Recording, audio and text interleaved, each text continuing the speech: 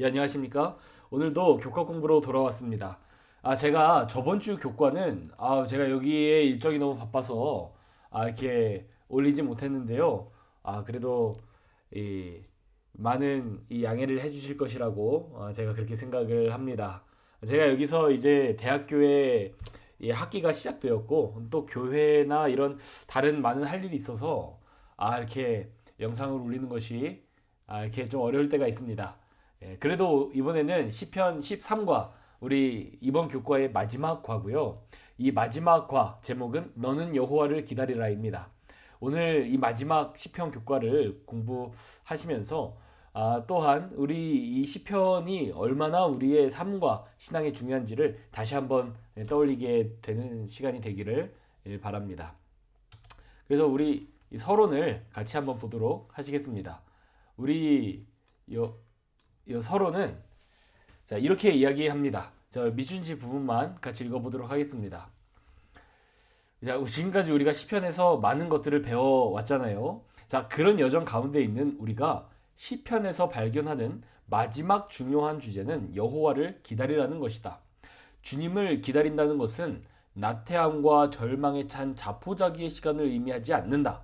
오히려 주님을 기다리는 것은 신뢰와 믿음으로 가득한 행위이며 그것이 일괄된 행동으로 나타나는 것이다.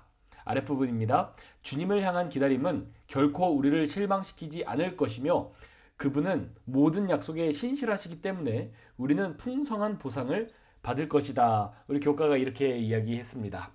지금까지 우리는 교과에서 많은 주제들을 살펴봤습니다. 이 구원에 대해서 어떤 절망이나 기도나 아주 많은 주제들을 우리가 공부해 왔지요. 마지막 우리가 공부해 볼 주제는 하나님을 기다리는 것입니다. 그런데 이 기다린다라고 하는 것이 어떻게 들으면 우리는 아무것도 할 일 없이 그냥 가만히 있으면 되는구나 이렇게 생각하게 될지도 모르겠습니다. 그러나 사실은 그것이 아닙니다. 그리스도인의 기다림은 단순히 이 자포자기한 상태에서 시간이 지나기를 기다리는 것이 아니고 그 기다리는 와중에도 우리는 어떤 특정한 마음가짐과 어떤 특정한 어떤 이 삶이 동반되어야 하는 것입니다. 그것이 무엇일까요? 그것을 우리 교과를 통해서 알아보도록 하겠습니다. 일요일 소지입니다. 일요일 소지의 제목은 기다리라는 부르심입니다. 제목 그대로 우리는 기다리도록 부르심을 받았습니다. 우리의 이 콜링, 우리의 소명이 또한 기다리는 것입니다. 우리 교과는 시편과 이 신약 성경의 몇 구절을 읽어보라고 이렇게 지도하고 있습니다. 제가 그 중에 이 몇 구절만 제가 가져왔습니다. 시편 27편 14절입니다. 너는 여호와를 기다릴지어다.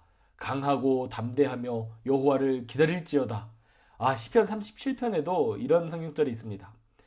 여호와 앞에 잠잠하고 참고 기다리라. 자기 길을 형통하며 악한 꾀를 이루는 자 때문에 불평하지 말지어다. 진실로 악을 행하는 자들은 끊어질 것이나 여호와를 소망하는 자들은 땅을 차지하리로다. 제가 언제 설명드린지 모르겠습니다. 이 신구약 성경에서 땅을 차지한다라는 이 말은 정말 이제 문자적으로 어떤 이 땅 문서를 가지게 된다는 그런 얘기가 아니고요. 구원을 받게 될 것이라고 하는 이 표현의 비유적인 표현이 땅을 차지한다라는 표현입니다.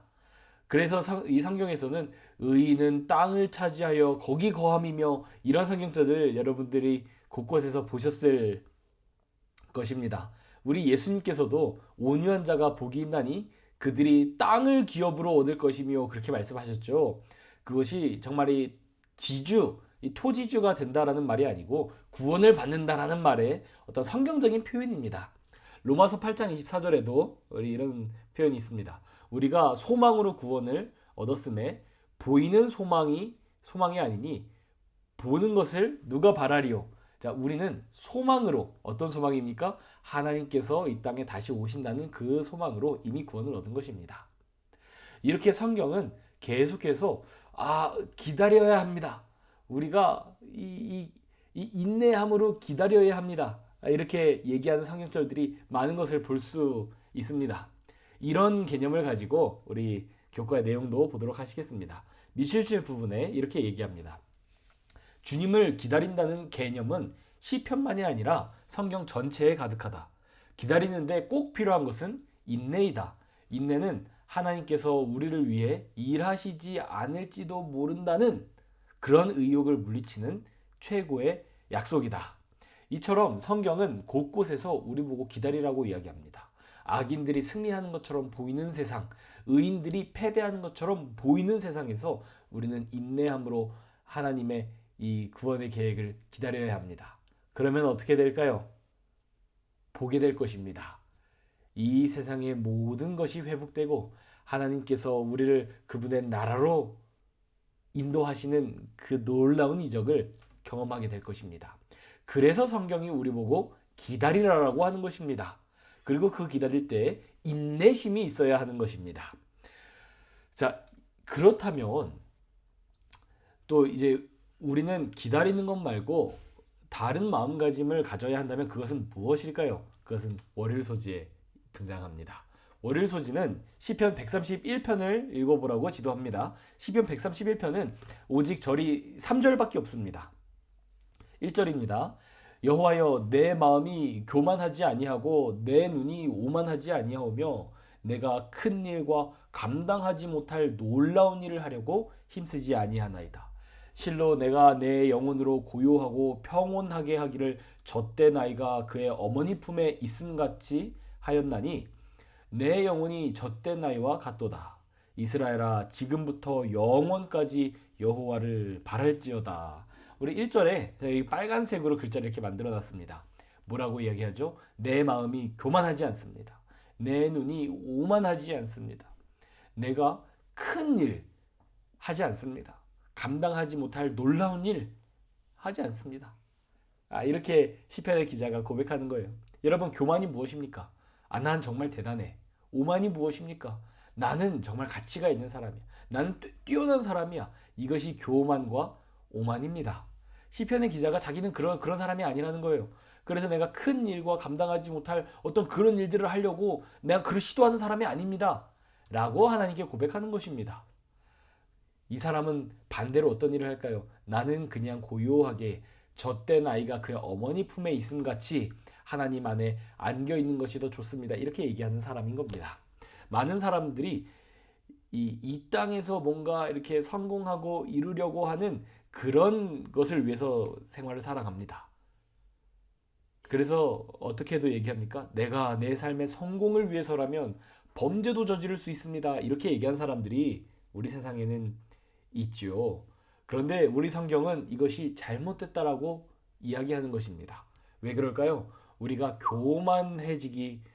교만해질 때, 우리가 오만해질 때, 우리가 이 세상에서 큰 일과 놀라운 일들을 하려고 할 때 우리는 어떻게 됩니까? 하나님을 바라보지 못합니다. 이 땅을 바라보게 되는 것입니다. 그래서 시편의 기자가 저는 그런 사람이 아닙니다. 저는 그런 것을 원하지 않습니다. 그래서 이렇게 얘기한 것입니다. 우리 교과의 내용도 보도록 하겠습니다. 우리 교과에서도 이렇게 가르칩니다. 교만한 사람은 하나님의 높은 실제를 볼 수 없다. 왜 그럴까요? 교만한 사람은 이 땅의 성공을 바라기 때문에 그렇습니다. 반면에 의인은 눈을 들어 하나님을 바라본다. 이렇게 이야기합니다. 하나님의 위대하심을 인정하기에 겸손해지고 이기심과 헛된 욕망으로부터 자유로워진다. 이렇게 이야기합니다. 그래서 우리는 교만하지 않고 그냥 하나님 저는 이 땅의 성공보다 그저 하나님의 품 안에 안겨 있는 것이 더 좋습니다. 이렇게 이야기해야 한다는 것입니다. 이것이 기다리는 자의 올바른 마음가짐입니다. 이것이 예수님께서 재림하시기를 바라는 재림교인의 올바른 삶을 대하는 태도라고 하는 것입니다. 이렇게 우리는 벌써 두 가지를 알아봤습니다. 하나는 인내해야 한다는 것이고요. 다른 하나는 교만하지 말아야 한다고 하는 것입니다. 또 무엇이 있을까요? 예수님의 재림을 기다리는 우리 재림 성도의 마음에 가져야 할 이 덕목이 무엇이 있을까요? 화요일 소지를 보도록 하겠습니다. 화요일 소지의 제목은 단을 가지고 돌아오리라 하는 말입니다. 하는 이 제목입니다. 이 우리 교과는 시편 126편을 읽어보라고 지도합니다. 여러분들이 다 잘 아시는 시편입니다. 제가 읽겠습니다. 여호와께서 시온에 포로들을 돌려보내실 때 우리가 꿈꾸는 것 같았도다. 그때 우리 입에는 웃음이 가득하고 우리 혀에는 찬양이 찼었도다. 그때 문 나라 가운데서 말하기를 여호와께서 그들을 위하여 큰 일을 행하셨다 하였도다. 여호와께서 우리를 위하여 큰 일을 행사하셨으니 우리는 기쁘도다. 여호와여 우리의 포로를 남방 시내들같이 돌려보내소서. 눈물을 흘리며 죄송합니다. 씨를 뿌리는 자는 기쁨으로 거두리로다. 울며 씨를 뿌리러 나가는 자는 반드시 기쁨으로 그 곡식단을 가지고 돌아오리로다. 여러분들이 이 성경절을 어떻게 사용하는 것을 이렇게 보셨는지 잘 모르겠습니다. 이 많은 우리 책과 우리 많은 설교에서 이 성경절을 근거로 어떤 선교적인 우리가 나가서 씨를 뿌리면 반드시 거둘 것입니다. 이제 그렇게 해석을 이제 하는 것이 많거든요. 사실 시편 126편은 그런 시가 아닙니다. 시편 126편은 전혀 전도나 뭐 이제 그런 것과는 전혀 관련 없는 이제 시편입니다. 그렇게 읽으면은 이 전체적인 맥락을 무시하는 이 해석인 것이죠. 시편 126편은 여러분들이 알다시피 구약 성경에 이스라엘이 이 바벨론으로 포로로 끌려가지 않았습니까? 그런데 바벨론으로 이 끌려간 이스라엘 자손들이 훗날 이 페르시아에 의해서 다시 이스라엘로 돌아옵니다. 이 시편은 그때 부르는 시편인 것입니다. 그래서 요 시편은 이 포로 귀환에서 돌아오고 있는 와중에 정말 하나님께서 우리의 기도를 들어주셨고 정말 우리가 포로 시기를 겪었지만은 하나님께서 그 가운데서도 우리를 지켜 보호해 주셨다라고 하는 것을 고백하는 노래입니다. 그러면서 나오는 고백이 울며 씨를 뿌리는 자는 기쁨으로 거두리로다. 이 고백입니다. 이게 무슨 의미일까요? 우리가 포로기를 겪고 우리가 식민살이를 하는 그 상황 속에서도 하나님께 대한 믿음을 저버리지 않는 사람은 반드시 그 믿음의 수확을 거둘 것이라는 말입니다. 그런 고백으로 나오는 이 시편인 것입니다. 하나님께 신실한 자들은 예수님의 재림의 순간에 그 결실을 보게 될 것입니다. 그래서 우리 교과에서도 자 이렇게 이야기합니다. 밭과 과수원, 포도원에 씨를 뿌리고 돌보는 고된 노동이 풍성한 수확의 기쁨으로 보상받는 것처럼 하나님의 백성이 겪고 있는 현재의 시련도 마지막 때에는 구원의 기쁨으로 열매 맺게 될 것이다. 이렇게 이야기합니다. 그러므로 우리 그리스도인들이 가져야 할 우리 세 번째 기다리는 자세는 바로 이 땅에서 하나님의 말씀에 충성하는 것입니다.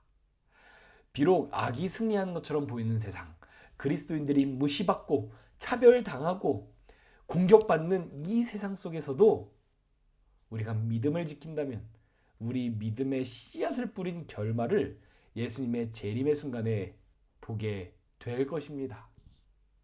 이것이 바로 우리 이 재림교인들이 가져야 하는 마음인 것입니다. 자, 우리 세 가지를 알아봤습니다. 첫 번째는 인내해야 한다는 것입니다. 두 번째는 교만하지 말아야 한다고 하는 것입니다. 세 번째는 믿음의 결실을 바라보고 그 씨를 뿌려야 한다고 하는 것입니다. 그렇다면 네 번째는 무엇일까요? 여러분 우리 네 번째도 한번 보도록 하겠습니다.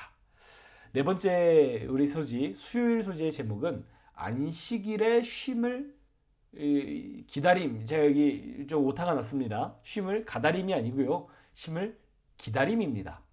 자, 우리 교과는 시편 92편을 읽어보도록 지도합니다.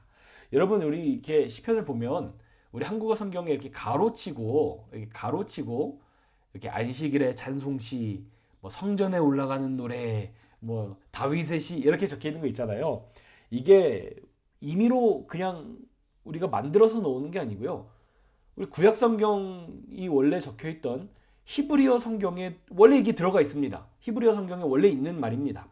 그래서 요 시편에서는 이 안식일이라는 단어가 제목을 제외하고는 들어가지 않습니다. 그러나 우리가 이 시편을 안식일에 관련된 시편이라고 해석해야 되는 이유가 뭐냐면 이 시의 제목이 안식일의 찬송시이기 때문에 그렇습니다. 자, 그 안식일에 우리가 어떤 찬송을 부를 수 있을까요? 제가 92편에 13절까지 이렇게 있는데요.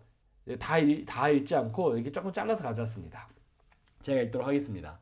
안식일의 찬송시. 지존자여, 시편금과 비파와 수금으로 하나님께 감사하며 주의 이름을 찬양하고 아침마다 주의 이름을 알리며 밤마다 주의 성실하심이 베품이 좋으니이다. 악인들은 풀과 같이 자라고 악을 행하는 자들은 다 흥왕할지라도 영원히 멸망하리로다. 그러나 주께서 내 뿔을 들소의 뿔과 같이 높이셨으며 내게 신선한 기름을 부으셨나이다. 의인은 종려나무같이 번성하며 레바논의 백향목같이 성장하리로다. 이는 여호와의 집에 심겼으며 우리가 하나님의 뜰 안에서 번성하리로다. 이 노래가 어떤 노래입니까? 이스라엘 자손들이 안식일에 부른 노래입니다. 안식일에 이 노래를 불렀다고 하는 것입니다. 왜 안식일에 이 노래를 불렀을까요? 우리 교과의 내용을 통해서 알아보도록 하겠습니다. 우리 교과는 이렇게 이야기합니다. 안식일은 여호와께서 당신의 백성과 맺으신 영원한 언약의 표징이다. 따라서 안식일은 하나님의 백성에게 필수적인데 그 이유는 하나님이 이 안식일이 주님께서 언약의 모든 약속을 성취하실 것을 신뢰하며 기다릴 수 있는 힘을 주기 때문이다. 이렇게 우리 교과가 설명합니다. 우리 이 교과에서 우리 시편에서 자, 첫 번째로 무엇을 고백합니까? 악인들은 다 멸망할 것이다. 두 번째로 무엇을 고백합니까? 의인들은 이 백향목 같이 성장할 것인데 이는 우리가 하나님을 의지하기 때문이라고 이렇게 고백합니다. 이것이 하나님께서 우리에게 주신 약속입니다. 하나님께서 우리에게 주신 약속입니다. 하나님께서는 우리에게 이 안식일을 왜 주셨냐면 하나님의 약속을 기억하고 상기하기 위해서 안식일을 우리에게 주신 것입니다. 그래서 이스라엘 자손이 안식일에 우리가 지금 읽었던 것과 같은 이 시편 92편의 노래로 고백을 한 것이죠. 우리는 안식일에 교회에 올 때마다 하나님과 사람 사이의 언약을 지키는 것입니다. 이것은 우리로 하여금 하나님께서 우리에게 주신 다른 언약들도 지켜주실 것이라고 하는 어떤 믿음의 근거, 그리고 그 신앙을 다시 상기하는 그런 귀중한 날이 되는 것이죠. 이것이 우리 재림교인이 가져야 할 네 번째 마음입니다. 그것은 무엇입니까? 안식일에 교회에 나오는 것입니다. 왜 그럴까요? 안식일에 교회에 나오면 하나님의 다른 언약을 상기할 수 있게 되기 때문에 그렇습니다. 자, 우리 마지막 목요일 소식도 함께 보도록 하겠습니다. 아침에는 기쁨이 오리로다. 우리 또 교과는 많은 시편을 읽어보라고 권면합니다. 그 중에 제가 좀 3개만 가져왔습니다. 시편 5편 3절입니다. 여호와여, 아침에 주께서 나의 소리를 들으시리니 아침에 내가 주께 기도하고 바라리이다. 시편 30편 5절입니다. 그의 노염은 잠깐이요 그의 은총은 평생이로다. 저녁에는 울음이 깃들일지라도 아침에는 기쁨이 오리로다. 우리 마가복음 신약 성경에도 비슷한 말이 있습니다. 안식 후 첫날 매우 일찍이 해 돋을 때에 그 무덤으로 가니 예수님께서 부활했다는 소식을 들은 것입니다. 우리 교과의 내용도 보도록 하겠습니다. 예수님의 제자들은 부활하신 주님을 만났을 때 무엇을 경험했습니까? 저녁에는 울음이 깃들일지라도 아침에는 기쁨이 오리라는 이 약속을 정말로 경험했습니다. 이 말이 사실이라고 하는 것을 알았습니다. 이것이 바로 그리스도인의 우리 재림교인의 경험입니다. 우리는 밤의 생활을 살아갑니다. 우리는 이 어둡고 캄캄하고 무서운 세상에 살아가고 있습니다. 그러나 이 밤이 지나고 아침이 오면, 즉 예수 그리스도께서 재림하시는 그 날이 오면 그때에는 우리에게 기쁨이 올 것입니다. 이 총 5가지가 우리 그리스도인들, 특별히 우리 재림교인들이 이 땅에서 가지고 살아가야 하는 믿음의 이 생활인 것입니다. 성도 여러분, 이 영상을 제가 가끔 보니까 조회수가 많이 나오면은 한 500회까지도 나오고요. 많이 나오지 않으면 그래도 한 200회 정도까지는 나오는 것 같습니다. 이 영상을 보시는 분들 모두 저를 포함해서, 그리고 제가 이 집사로 봉사하고 있는 우리 예루살렘 교회까지 모두 다 우리 성도님들을 포함해서 벌써 13번의 이 시편을 공부했습니다. 여러분, 우리가 대학에 가면 이 한 학기가 보통 한 13주 정도 되잖아요. 한 수업을 13번 들으면 한 학기가 마칩니다. 이 한 수업이 마치게 되는 것이죠. 우리 교과를 모두 공부하신 성도님들은 지금 시편이라고 하는 신학 공부를 마치신 것입니다. 어떻습니까? 이 시편을 이렇게 그래도 3달 동안 이 한 학기 공부하고 나니까 시편에 어떤 내용이 나오는지, 시편이 얼마나 중요한지 이제 조금 감이 잡히시는 것 같습니까? 우리는 많은 내용들을 찾아보았습니다. 한번 이 제목들을 천천히 읽어 보십시오. 그러면 우리가 어떤 내용으로 공부했는지 아마 이제 기억이 다 나실 것입니다. 이 시편의 내용을 항상 기억하시고 상기하시고 이 땅에 살아갈 때 어려움과 시련의 순간이 올 때 이 내용을 기억하시길 바랍니다. 성도 여러분께 드릴 말씀이 있습니다. 이 방송을 보시는 분들께 제가 드릴 말씀이 있습니다. 이 교과 영상을 업로드하는 것은 제가 다음 기는 한번 쉬어가도록 하겠습니다. 왜냐면은 제가 이제 제가 이 대학을 다니는 학생이지 않습니까? 제가 히브리 대학교에서 우리 이 구약 성경을 공부하고 있고요. 그런데 여기 공부할 것이 여러분 너무 많습니다. 공부할 것이 너무 많고요. 제가 논문도 써야 하고요. 그리고 또 우리 교회, 우리 예루살렘에 있는 우리 재림교회도 제가 이제 이 봉사를 해야 되기 때문에 조금 이제 학기가 시작되면서 이 영상을 업로드할 만큼 시간이 이렇게 확보가 되지 않을 것 같습니다. 그래서 원래 계획은 제가 올해 이렇게 영상을 올리는 것이 원래 계획이 아니었고요. 원래 계획은 내년에부터 시작을 하는 것이었습니다. 내년에 시작을 하는 것이었는데 제가 조금 그래도 미리 한번 해보자 라고 시도를 해서 조금 미리 올라갔는데요. 아무리 생각해도 다음 기는 조금 어려울 것 같아서 다음 기는 한번 조금 쉬어가고요. 다음 기는 한번 쉬어가고 아마도 그 다다음 기부터 다시 하거나 혹은 제가 너무 늦어지면 다음 번부터 2번을 넘기고 3번째 교과부터는 제가 영상을 다시 시작할 수 있을 것 같습니다. 우리 성도님들의 이 영상을 보시는 많은 분들의 좀 양해를 제가 바라고요. 마지막으로 다음 기는 대쟁투를 주제로 이 교과가 진행이 됩니다. 너무 중요한 주제입니다. 재림교회에서 정말 핵심적인 주제입니다.